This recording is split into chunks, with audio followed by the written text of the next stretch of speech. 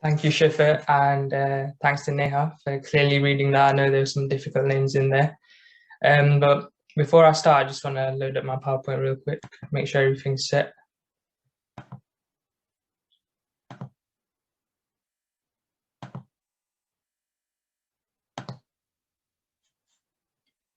Can I just get a thumbs up if you can see it fine? All right, great.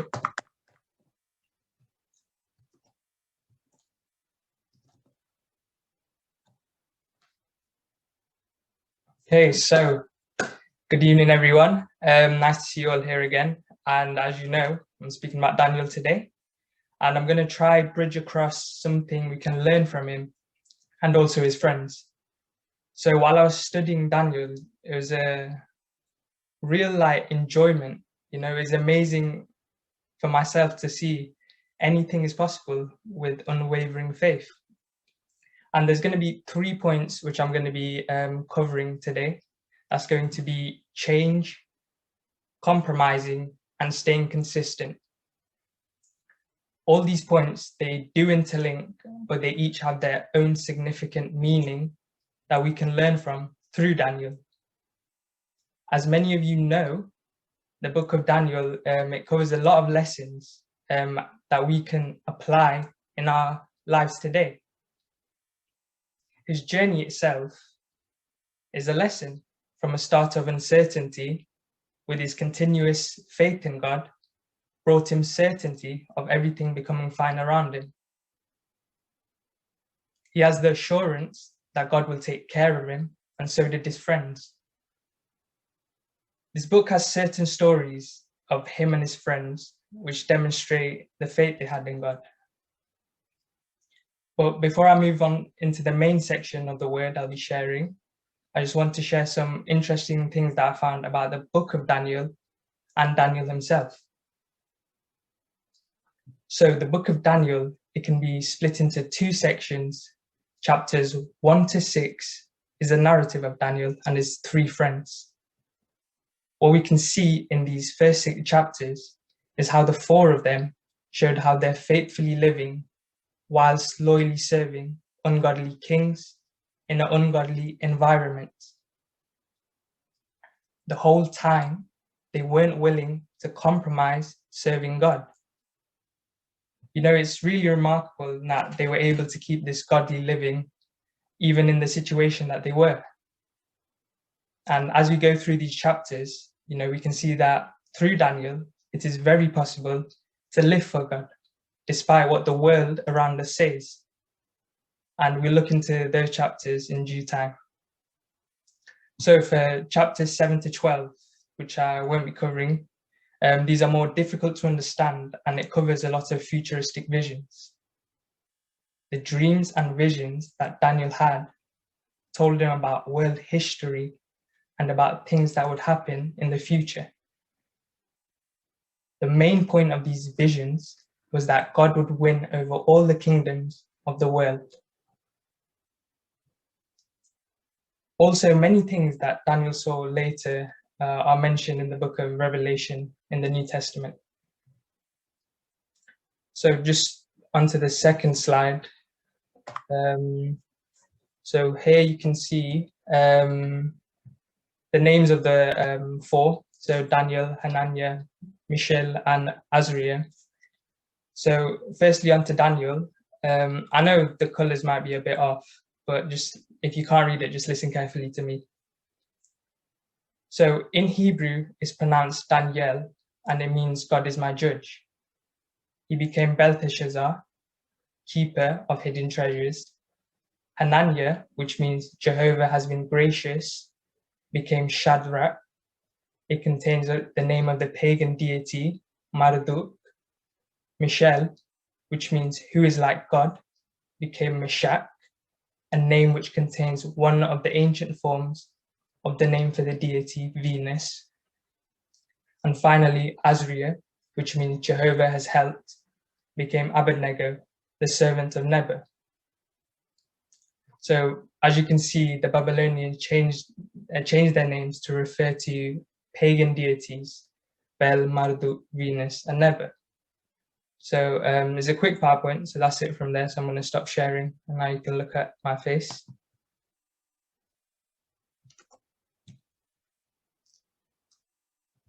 So the contents of this book take place around 600 BC, when Nebuchadnezzar, the king of Babylon, conquered Judah.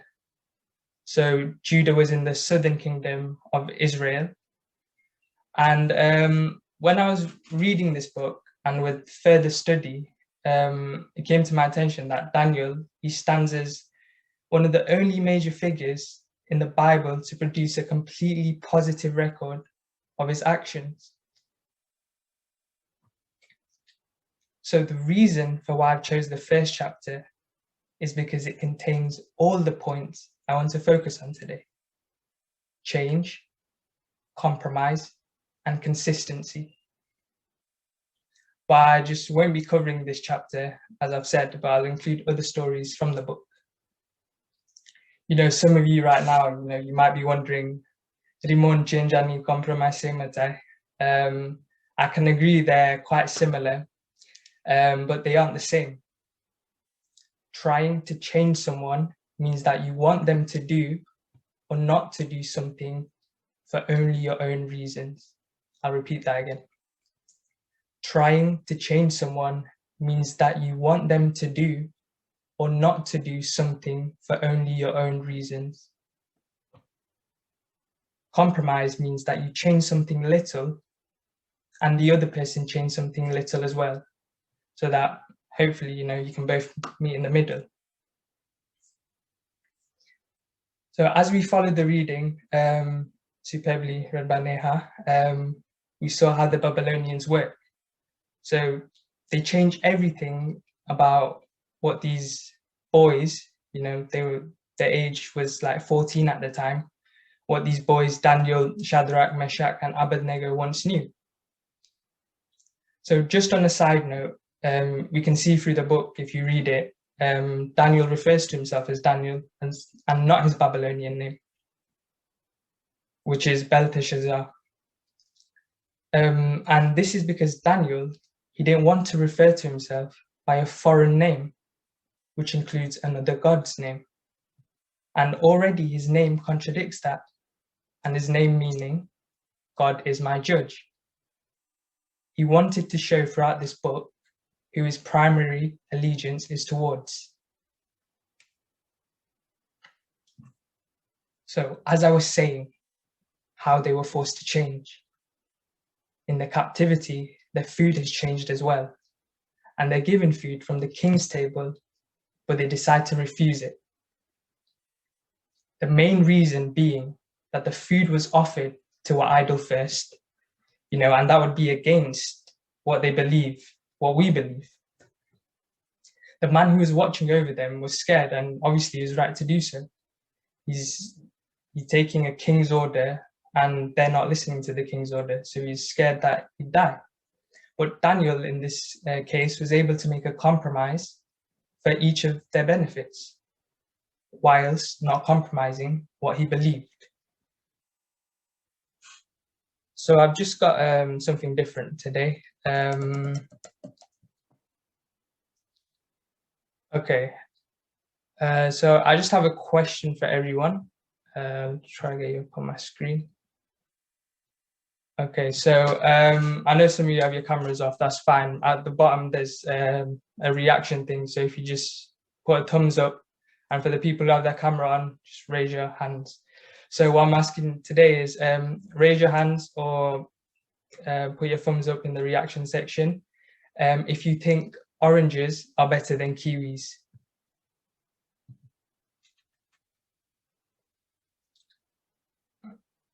Okay.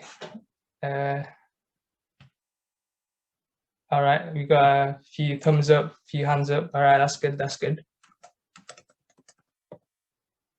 Okay, so this is to all the people who put their hand up. What if I told you I can change your mind? Maybe to put them at an equal level, or even better, change your mind to say that kiwis are better than an orange. All right, so let me start. So I came across this YouTube video, and then that led me to some scientific literature. And in this review paper, it says that kiwi fruit is better. So it says that kiwis destroy oranges, apples, bananas, strawberries, and blueberries when it comes to a total fiber content, vitamin C, vitamin E, and vitamin K. Kiwi fruit contains 2 times the vitamin C of oranges, and one kiwi fruit can cover all your daily vitamin C needs. And obviously, just like an orange, it's colorful and it's going to add a pop of color to your plate. Okay, so now let me see. Raise your hands if you think the kiwi fruit is at equal level or it's better.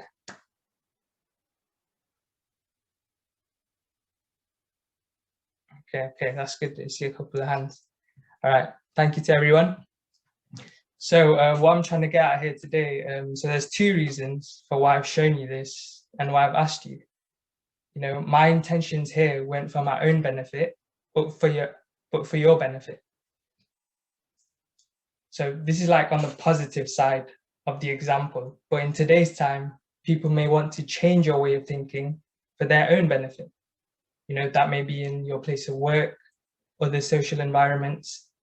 And just we can see that through Daniel as well. When he was thrown into the lion's pit, you know, people changed the law for their benefit, you know, because they wanted to put Daniel down. But we'll look into that soon enough. And so the other reason is that I wanted to show you how underappreciated the kiwi fruit is. We, in today's time, are the unappreciated kiwi fruit. And we need to share to others all this nutrition that they might not be receiving. You know, and that nutrition in this sense is the knowledge of God's work.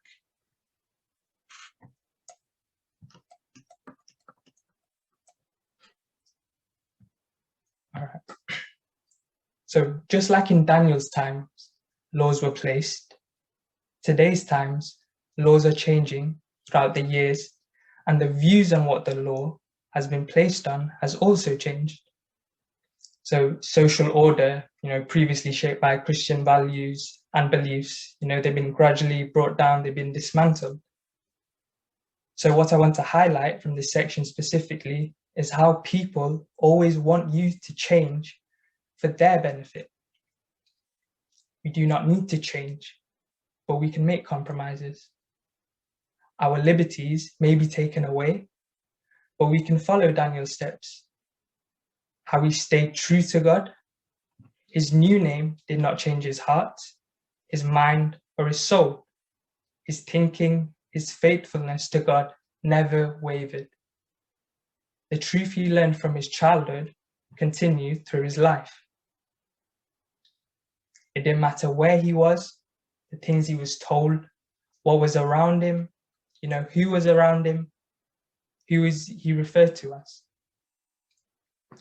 So I've got this verse here, 2 Corinthians chapter 3, verse 17. It's a little verse, but you know, it speaks a lot. Now the Lord is the Spirit, and where the Spirit of the Lord is, there is liberty. So while doing some research, I came across this blog from this radio site, and it was on the challenge of secularism. And the question came up, which I thought was very interesting. And it really depends on us, you know, how we answer that, how we work together. So the question is stated, if religions have changed so dramatically in the past, how might they change in the future? How can we change our religion? We do not need to change it, but we need to change how others perceive it. You know, you might be thinking, why? But if you look at the world today, which is, you know, quickly forgetting God, you know, we are required to be bold. You know, the passion we share as Christians must be shed to the others around us. So in Daniel chapter 3 and chapter 6, they both include incredible stories, which show the importance of showing your faith and not compromising your faith. So most of you probably know the story as the 3 men in the fiery furnace. And just to overview it really quickly, so Daniel's 3 friends refused to bow down and worship this huge new idol statue which was built. And this statue represented the king's imperial power. And because of their disobedience, not listening to a king, there's obviously going to be punishment. So they were thrown into the fiery furnace. And in verse 19 of chapter 3, it says, Nebuchadnezzar had lost his temper and ordered the furnace to be 7 times hotter than usual. But we can see later on in the chapter, God saves them. God delivers them from death. And then we can see that the king exalts them. The king even says, praise the God of Shadrach, Meshach, and Abednego in verse 28. We can see that the king, he starts to acknowledge that God is the true one. So as I said, we'll go into Daniel in the lion's den. So it's found in chapter 6. And just like his friends, he has also been sentenced to death. He's thrown into the lion's den. And this was because a law had been placed that no one for 30 days could request anything from any god or any other man apart from the king. And the king at that time was King Darius. And as we know from this story, Daniel didn't obey. He carried on praying to God. Just like his friends, Daniel is delivered from the beasts, and King Darius exalts Daniel and praises God. So we can see this in chapter 6, verses 26 to 27, where King Darius says, I command that throughout my empire, everyone should fear and respect Daniel's God. He's a living God, and he will rule forever. His kingdom will never be destroyed, and his power will never come to an end. He saves and rescues. He performs wonders and miracles in heaven and on earth. He saved Daniel from being killed by the lions.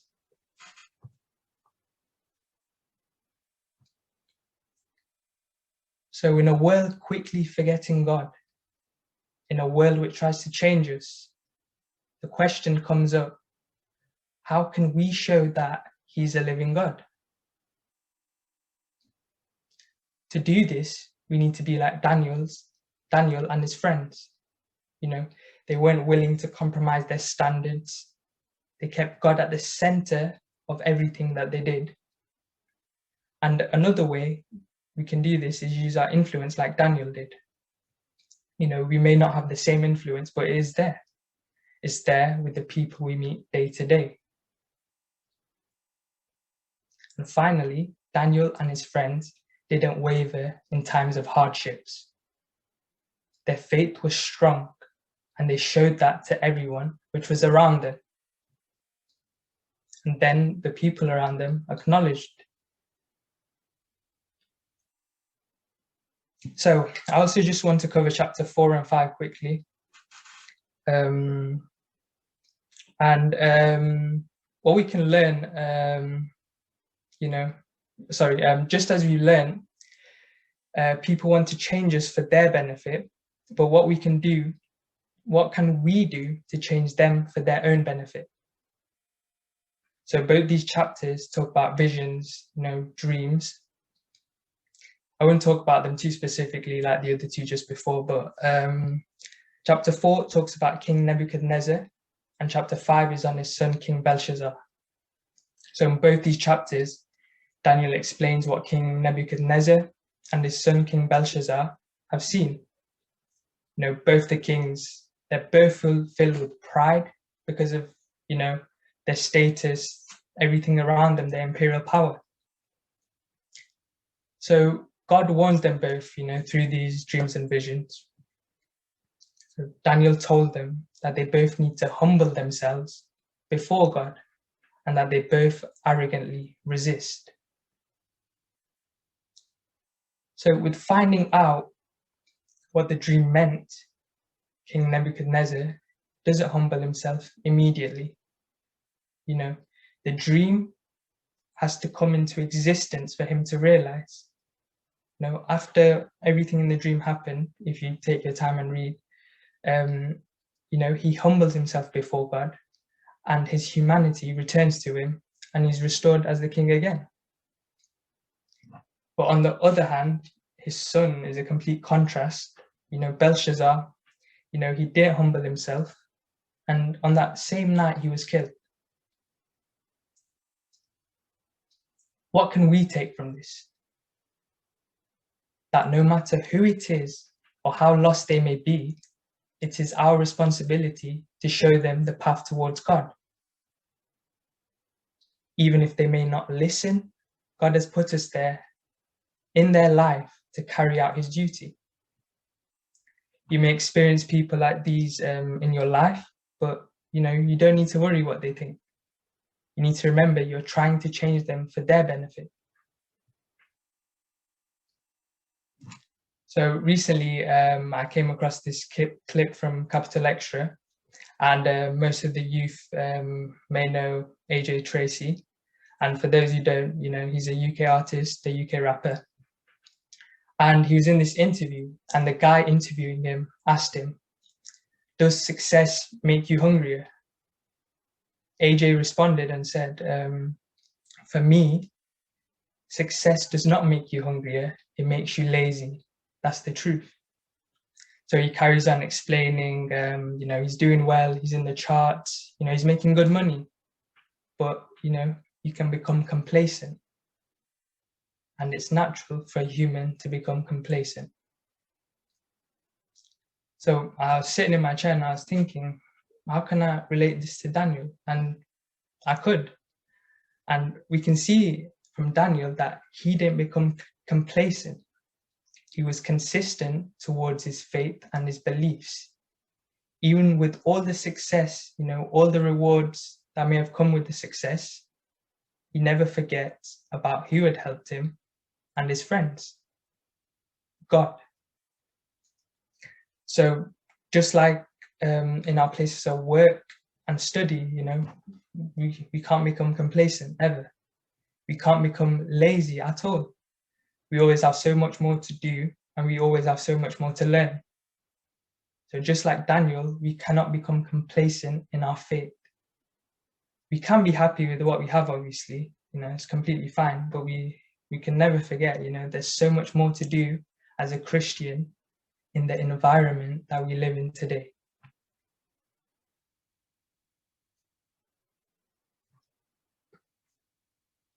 We have also lived Daniel's life. Obviously, not exactly, but there's similar components. So for the parents here, you came here to live a better life and, for your family. And you may have seen like prejudice and discrimination against you. But even with that, you're able to keep praying, stay courageous, consistent, and not be compromised. And you were able to enable you to follow your teachings. So to focus on the point of consistency, I found that is very key. All the points, play into each other, but having a lack of consistency can compromise your faith. Not keeping regular communication with God will open you to the world's temptations. So here's a wonderful verse from Matthew chapter 7, verse 30. "Enter through the narrow gate, for wide is the gate and broad is the road that leads to destruction, and many enter through it." So what's this verse trying to tell us? We need to keep our focus on God. If we have our focus on God, our road to him will be a straight and narrow road. But if we stop being consistent and not follow God's teachings, the road will widen up, and then things will come at us, other than God, which will try to change us or compromise us. And in the culture we live in today, it will attack us when we become complacent. That's why we need to gain more wisdom and more knowledge. And we can do that by reading the word given to us by God. That will keep us strong and unwavering, like Daniel was. So to give you an example, what we're going through right now, rules were placed that have stopped us from coming to the Lord's house and worshipping him. But what we have, thanks to the Wagmare family and with efforts of others, we're able to have these prayers where we are able to come together as the JOV family to praise God and to learn about him from each other. So to conclude, Daniel and his friends, they didn't compromise their faith or change their ways. What they were able to show us, even if the odds are against us, if we keep our faith like a immovable boulder, we can show people the living God. For us to do this, we need to stay consistent in learning more about God.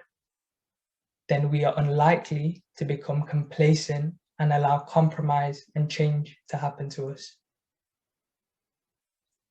So today I'm going to end it off with a verse, but before I do, I just want to share the meaning I received from it.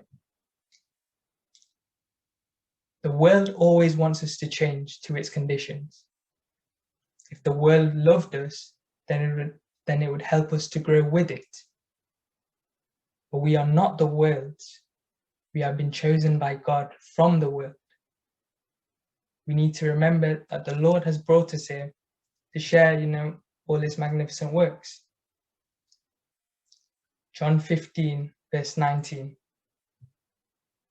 If you belong to the world, it will love you as its own. As it is, you do not belong to the world, but I have chosen you out of the world. So thank you everyone for listening. I hope you enjoyed listening to it as much as I enjoyed sharing. And yeah, back to Shifa.